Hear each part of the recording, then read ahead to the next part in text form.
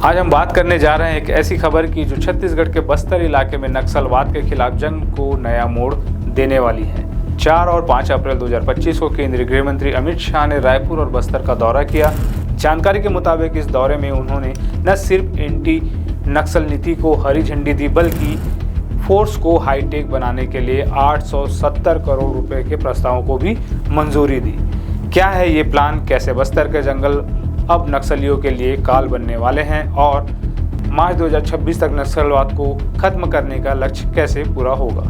चलिए इस रोमांचक सफर पर चलते हैं। अमित शाह का यह दौरा कोई साधारण दौरा नहीं था।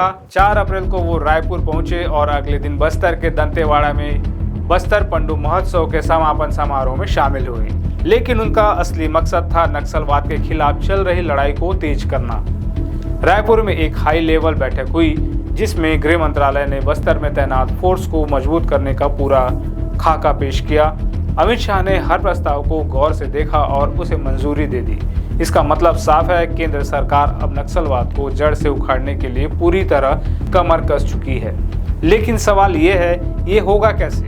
तो चलिए इस प्लान को डिटेल में समझते हैं। सूत्रों के अनुसार कुल 870 करोड़ रुपए का बजट मंजूर हुआ है जो 2 बड़े हिस्सों में बटा है। पहला हिस्सा 520 करोड़ रुपए फोर्स के इंफ्रास्ट्रक्चर को मजबूत करने के लिए। इसमें पुलिस थाने, प्रशिक्षण केंद्र, प्रशासनिक भवन और जवानों के लिए आवास बनेंगे। दूसरा हिस्सा 350 करोड़ रुपए फोर्स को अत्याधुनिक बनाने के लिए। इसमें हथियार, बुलेट प्रूफ जैकेट, ड्रोन और कम्युनिकेशन डिवाइसेस शामिल हैं। ये कोई छोटा मोटा अपग्रेड नहीं है। बस्तर में तैनात सीआरपीएफ, डीआरजी और बस्तर फाइटर्स को ऐसे हथियार मिलेंगे जो नक्सलियों के खिलाफ उनकी ताकत को 2 गुना कर देंगे। जवानों को अब बुलेट प्रूफ जैकेट पहनकर ऑपरेशन में जाना होगा जिससे उनकी सुरक्षा बढ़ेगी। और सबसे खास बात, जंगल में अब टैंक भी दौड़ेंगे। जी हाँ, आपने सही सुना। खबर यह भी है कि बस्तर के घने जंगलों में अब WHAP टैंक दिखाई देंगे। ये टैंक DRDO और टाटा एडवांस सिस्टम लिमिटेड ने मिलकर बनाया है। इसे खरीदने के लिए 14 करोड़ रुपए मंजूर हुए हैं। अब आप सोच रहे होंगे कि ये टैंक इतना खास क्यों है, तो सुनिए। ये 8 चक्कों वाला बुलेट प्रूफ टैंक है जो पहाड़ी और दुर्गम रास्तों पर आसानी से चल सकता है। छत्तीसगढ़ के गृह मंत्री विजय शर्मा पहले ही इसके बारे में बता चुके हैं और अब इसे हकीकत में उतारने की तैयारी पूरी हो चुकी है। कल्पना कीजिए, बस्तर के जंगलों में हमारे जवान इस टैंक पर सवार होकर नक्सलियों का पीछा करते हुए। ये सीन किसी फिल्म से कम नहीं होगा।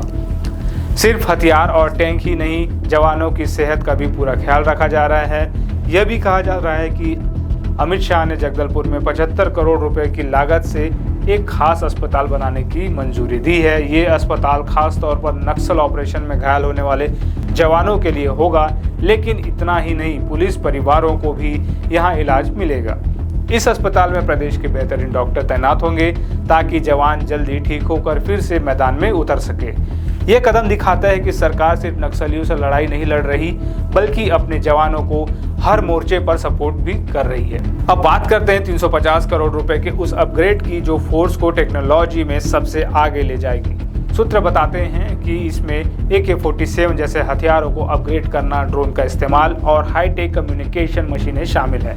ड्रोन से जंगलों में नक्सलियों की हरकत पर नजर रखी जाएगी ताकि ऑपरेशन को सटीक बनाया जा सके। साथ ही इंटेलिजेंस को मजबूत करने के लिए 3 करोड़ रुपए अलग से रखे गए हैं। नए भवन बनेंगे, नई मशीनें आएंगी और खुफिया जानकारी को और तेजी से इकट्ठा किया जाएगा।